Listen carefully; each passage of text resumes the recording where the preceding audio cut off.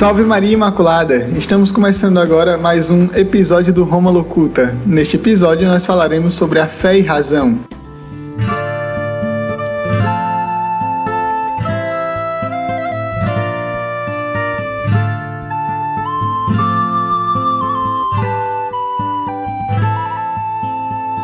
Dispusestes tudo com medida, quantidade e peso.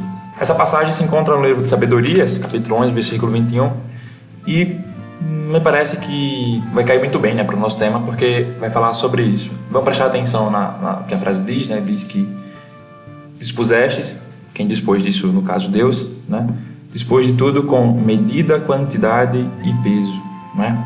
E isso tem muito a ver com o nosso tema, que vai falar sobre fé e razão, onde existe nos dias atuais uma ideia de que a igreja, de que a religião, a fé e a religião não se misturam, um conceito que a gente vai ver que não é bem assim, não é tão verdade.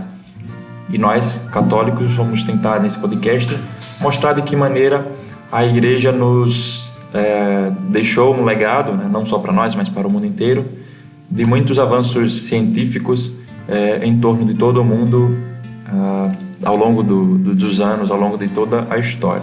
A verdade é que, se fôssemos falar sobre as contribuições da igreja, teríamos que ter um tratado enorme, sobre as grandes contribuições, mas vamos focar em algumas e mostrar um pouco da história, mostrar um pouco da ligação entre fé e razão. E para esse encontro de hoje a gente usou como base alguns livros, sobretudo um livro muito bom, fica a recomendação aí do livro chamado Cientistas de Batina, de Francesco Agnoli e Andrea Bartelloni, que vão dar alguns exemplos sobre Copérnico, pai do heliocentrismo, Lemaitre, pai do Big Bang, e entre outros exemplos também, e contribuições de sacerdotes.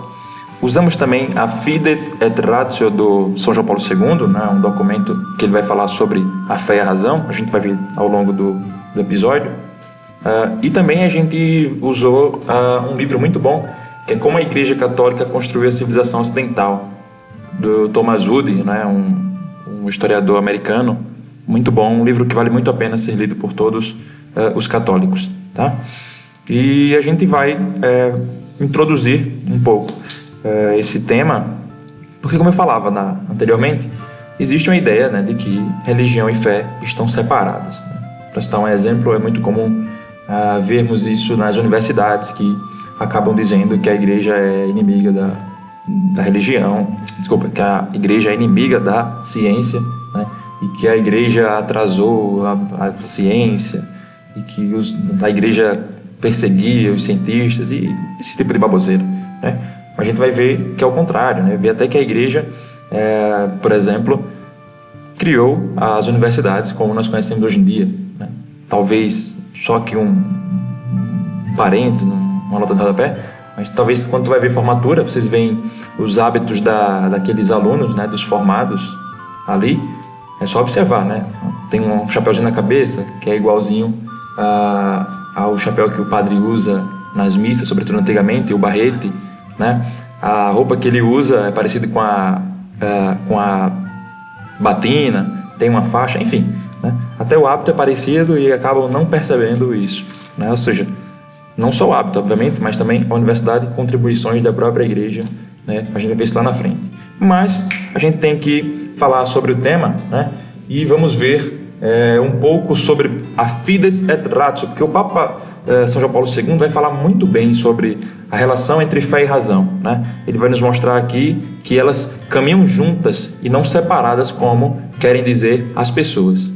Ele vai dar uma resumida no que é a fé e a razão e como elas caminham juntas de uma forma magistral. Ele vai dizer o seguinte: a fé e a razão constituem como que as duas asas pelas quais o espírito humano se eleva para a contemplação da verdade, E vai continuar dizendo que foi Deus quem colocou no coração do homem o desejo de conhecer a verdade e, em última análise, de o conhecer a Ele, para que, conhecendo-o e amando-o, possa chegar também à verdade plena sobre si mesmo, sobre si próprio. Essa é uma explanação fantástica, resume muito bem a encíclica inteira, A gente deixa até ela como sugestão de leitura para você que está nos ouvindo, Mas essa quando ele fala que são como que as duas asas pelas quais o espírito se eleva para a contemplação da verdade, é fantástico. Porque a gente viu, né, a gente está gravando esse podcast aqui na Páscoa, né, um pouco depois da oitava, e alguns dias atrás nós escutávamos ali a pergunta de Pilatos a Jesus, né, perguntando o que é a verdade. Né? Jesus diz: eu sou a verdade, o caminho e a vida. E essa pergunta, o que é a verdade, é uma pergunta que moveu e move muitos teóricos, muitos filósofos, né, para responder o que é a verdade. E hoje em dia a gente vive num mundo relativista, como bem fala o Papa Bento XVI, Papa Emérito Bento XVI, que nós vivemos num mundo relativista, né, onde a verdade é relativa, ou então outros até querem dizer que a verdade não existe. Né? Mas aqui o São João Paulo II vai falar muito bem sobre isso. Né? Então nos mostra já que é possível, através da luz natural da razão, e ele vai falar sobre isso dentro da sua encíclica, que o homem conheça a Deus através da luz natural da razão, né? Ainda sem precisar de Deus. Né? Ele chama até a atenção para alguns questionamentos que Aristóteles coloca. Né? Se a gente pegar bem, só lembrar um pouco, Aristóteles não conheceu o cristianismo, né? Mas já teve, alguns insights da verdade, alguns insights do que seria Deus. Né? O que é muito fantástico de se pensar e que prova, de certa forma, assim, né? Claro, talvez você conheça até algumas pessoas que nem andam na igreja e tudo mais, mas que não andavam na igreja, mas que de repente conhecem a verdade, conhecem a Deus e têm uma conversão muito bela, mudam de vida. Né? Mas essa busca pela verdade, essa busca por Deus. Né? Mas na encíclica ele vai também falar outras coisas, né? Ele vai falar, vai chamar a atenção para uma frase muito bela que tem ali no templo de Delfos, né? Logo na entrada, que dizia assim: conhece-te a ti mesmo. Né? E primeiro devemos nos conhecer, o homem deve conhecer o homem, né?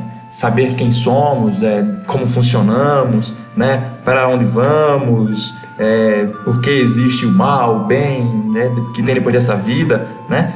Assim como os pagãos faziam essa pergunta, a igreja também faz essa pergunta.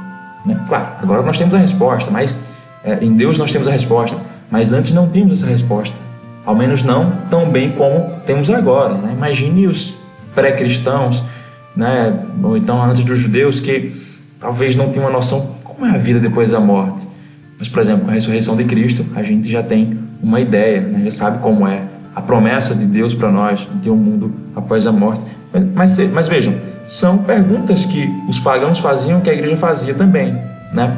E isso é uma coisa comum em todas as culturas. Né?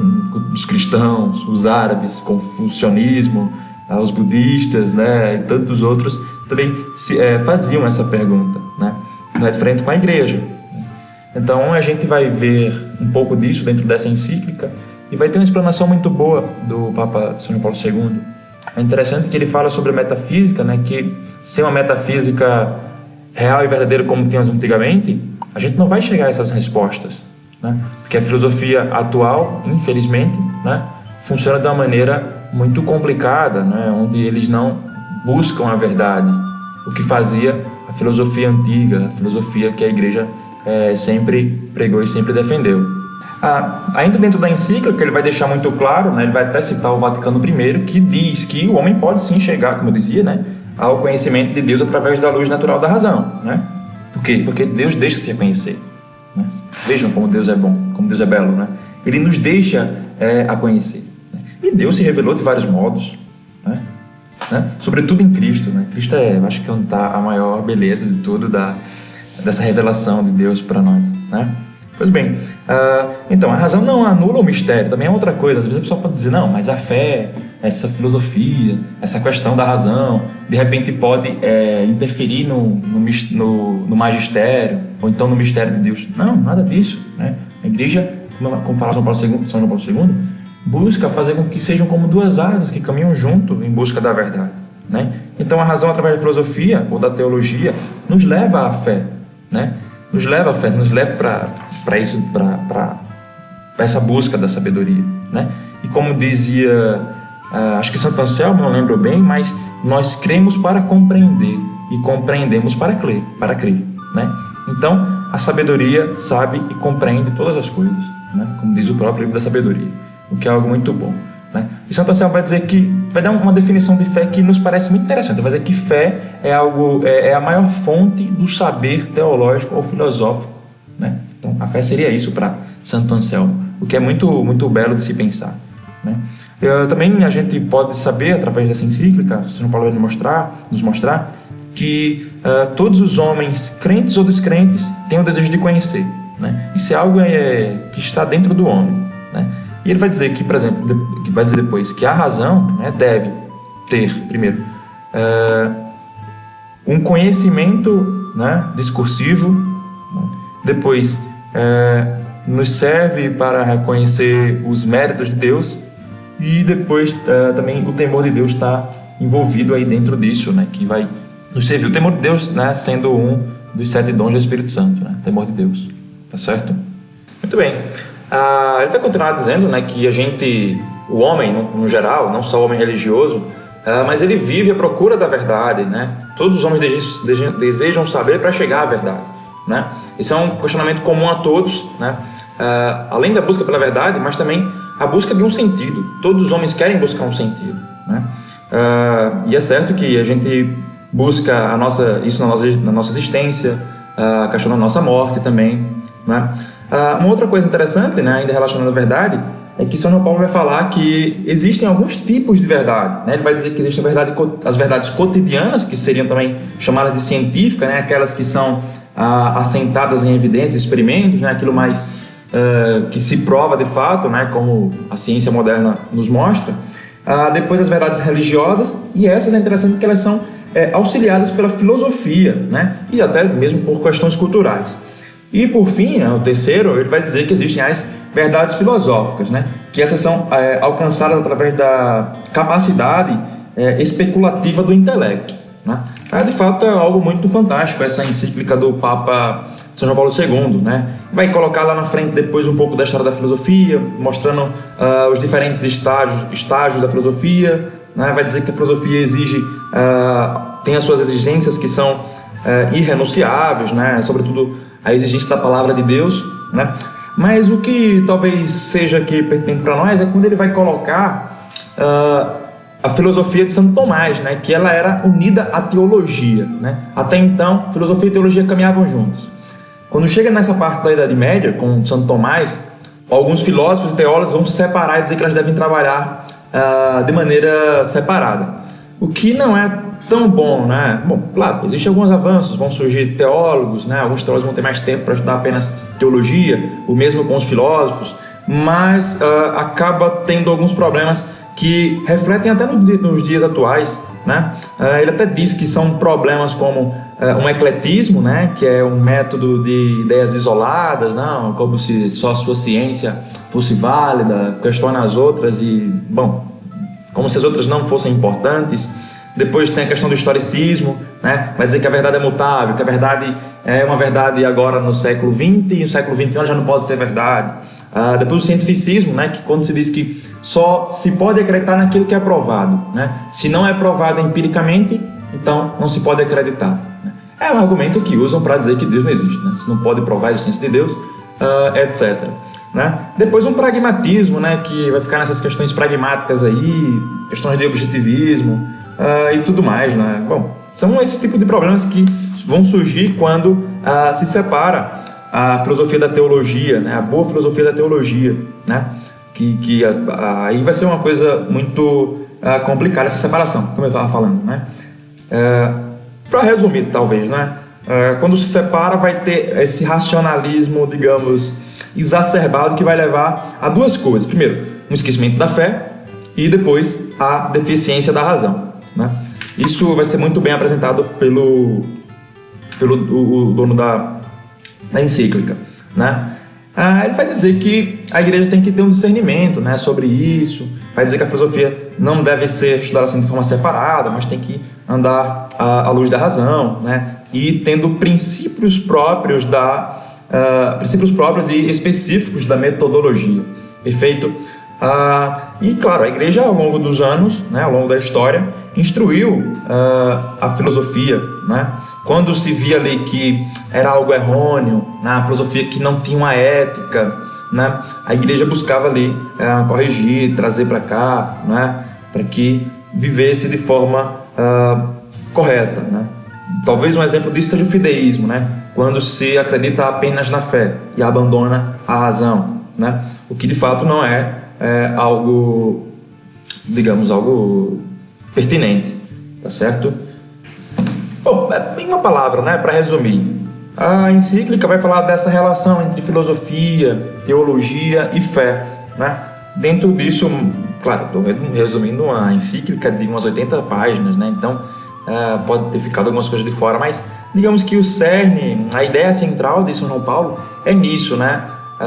Falar dessas coisas aí e mostrar que as duas caminham juntas, né? E que uma não se separa da outra. Ele vai sustentar isso usando Santo Anselmo, Santo Agostinho, Santo Tomás de Aquino e outros padres da igreja, né? Que falaram sobre esse tipo de coisa. Mas, repetindo mais uma vez, né? Em poucas palavras, a encíclica vai trabalhar dentro disso, né? Mostrar que fé e razão caminham juntas para o progresso humano e a busca da verdade e a busca de Deus. Perfeito? Bom, depois dessa introdução baseada na encíclica de São João Paulo II, Fé e Razão, que foi uma forma mais filosófica, foi uma explicação filosófica dessa encíclica. E nós vamos agora para meios práticos, falando sobre fé e ciência. Será que a fé e a ciência podem andar juntas? Sim, só na cabeça daquelas pessoas que negam alguma parte da essência humana. Mas é possível sim encontrar a Deus através da ciência e transformar essa ciência em forma de oração. No Concílio do Vaticano I, né, nos diz o quê? Que o homem pode chegar a Deus pela inteligência dele mesmo, sem precisar da fé. E pela inteligência, você chega à conclusão de que todo esse mundo que foi criado não veio do nada, não existiria se não fosse Deus. O próprio padre Georges Lemaitre, que criou a teoria do Big Bang, né? Para quem não sabia, né, que foi sacerdote, além de sacerdote, dedicou sua vida à astronomia, cosmologia e à física, descobriu que o mundo começou de um pontinho, né? Desse pontinho foi se abrindo, né? E então esse universo teria sido tirado do nada. E quem poderia ter criado isso do nada? Só Deus poderia fazer isso. Só Deus poderia ter criado algo do nada.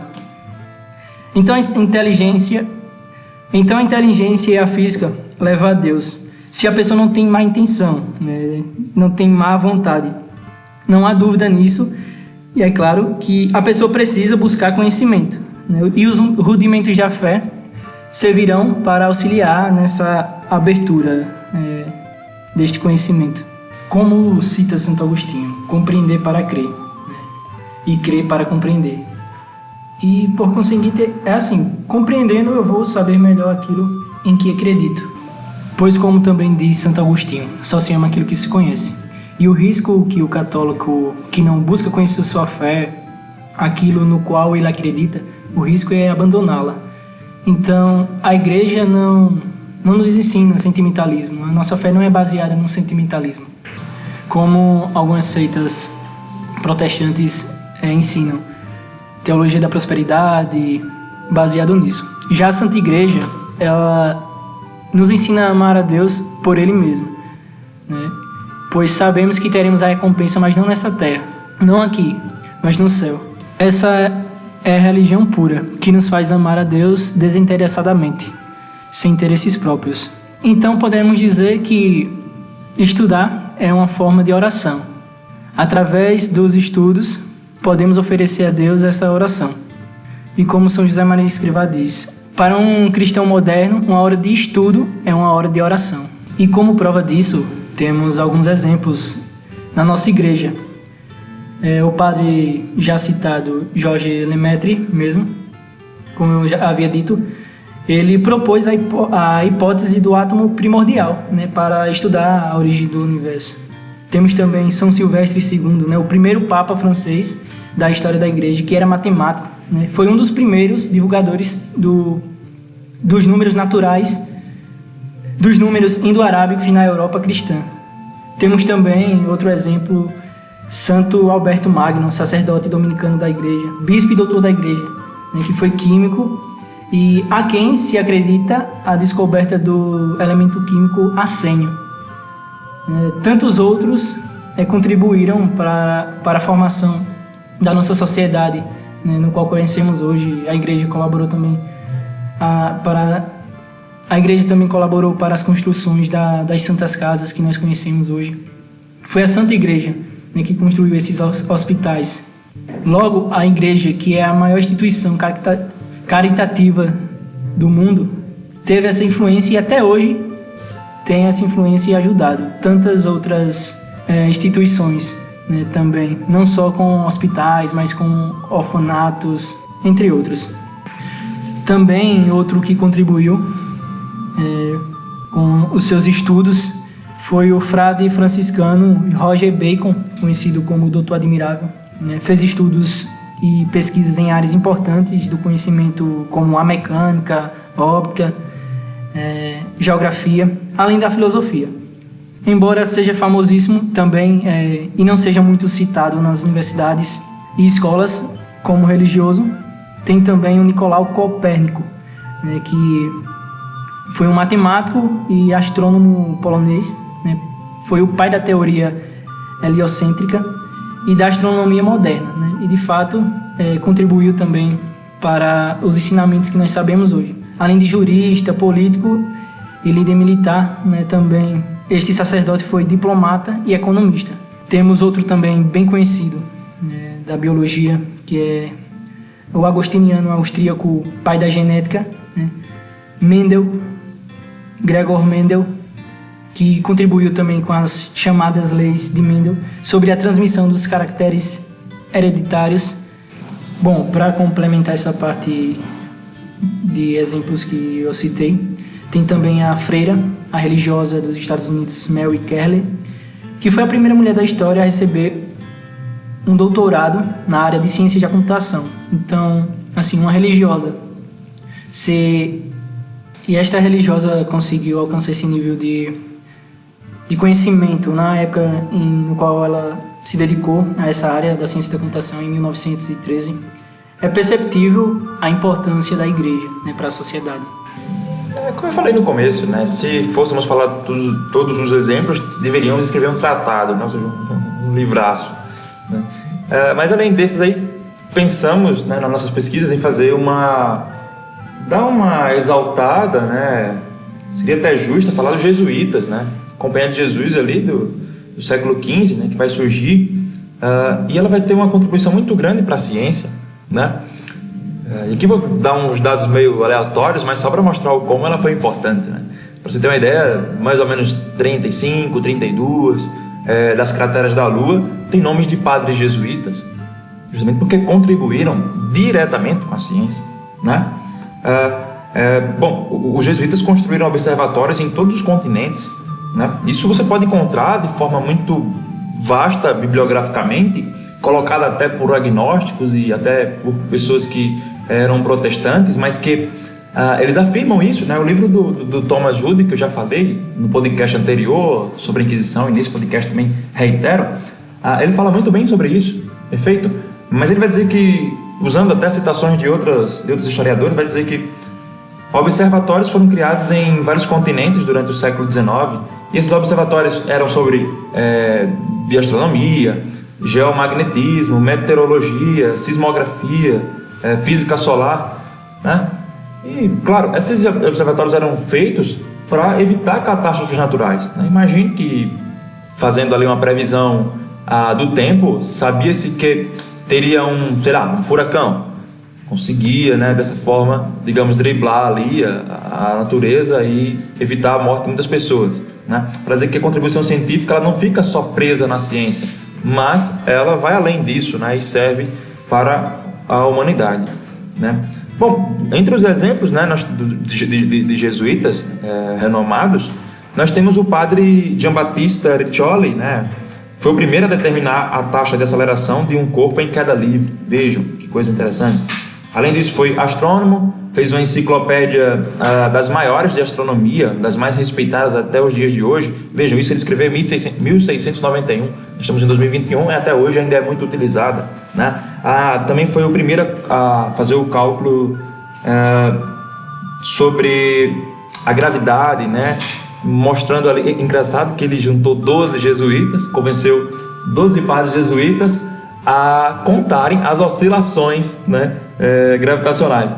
Vejam, desculpa, 12 não, 9 na verdade. Os 9 padres contaram pouca coisa, né? Apenas 87 mil oscilações. Então imagine, né?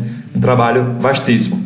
Teve um outro que era assistente dele, né? Assistente do padre Riccioli, que era o padre Francesco, né? Francesco Grimaldi, né? Foi o primeiro a medir a altitude, desculpa, não foi o primeiro, mas ele mediu a altitude de várias montanhas, né, de vários lugares por onde passou, né. Primeiro a medir a altura das nuvens também, né. E ele produziu um selenográfico, né. Claro, esse ele construiu junto com com o padre Riccioli, né, a qual ele era o assessor, né.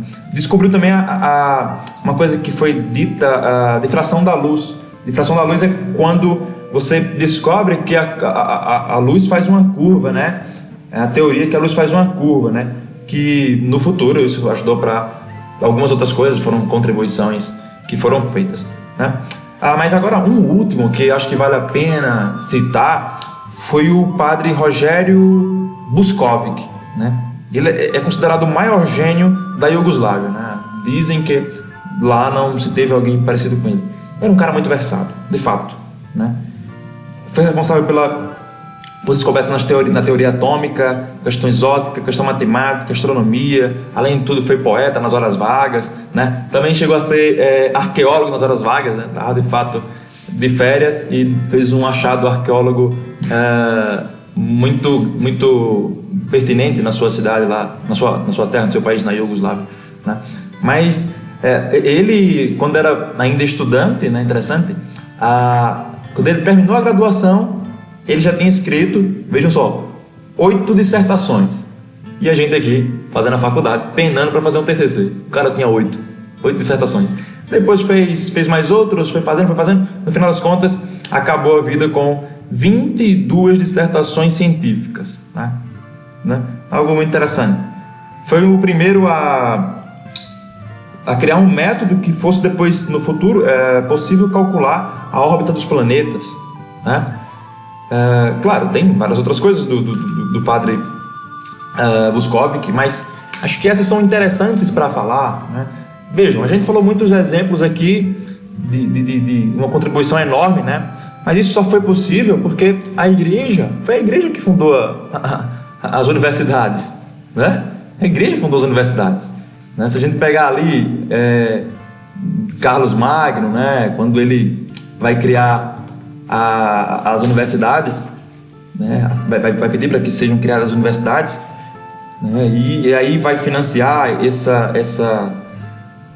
vai dar essa contribuição científica, né, seja na ciência experimental, nas letras, em várias outras, né? Então a igreja vai ajudar o mundo dessa maneira, né? Vai fazer com que as universidades floresçam ali, né, na Idade Média e tudo mais, que vai ajudar muito, né?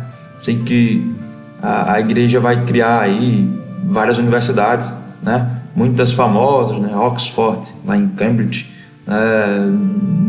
de Paris, Bolonha, né? Enfim, vários lugares, mas a igreja criou muitos, né?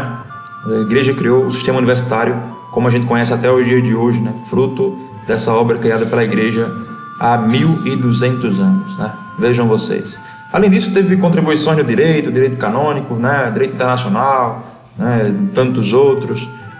Vai ser a criadora das primeiras instituições médicas, como o nosso irmão falou anteriormente, né? Um exemplo, só para citar e auxiliar, o Hospital de Cesareia, né? Por São Basílio Magno, né? Bom, são muitas, né?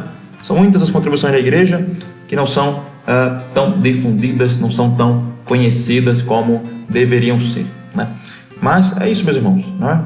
Como foi dito também, usando o exemplo de Santo Agostinho, só se ama aquilo que se conhece, né? Devemos conhecer a nossa fé para que a amemos e saibamos defendê-la, tá?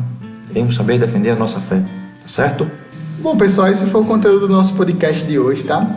Nós agradecemos por terem escutado mais este episódio. Pedimos para que se inscrevam no nosso canal no YouTube e sigam-nos no Facebook e no Instagram. A cruz permanece de pé enquanto o mundo gira. Viva Cristo Rei, Sua Mãe Maria Santíssima!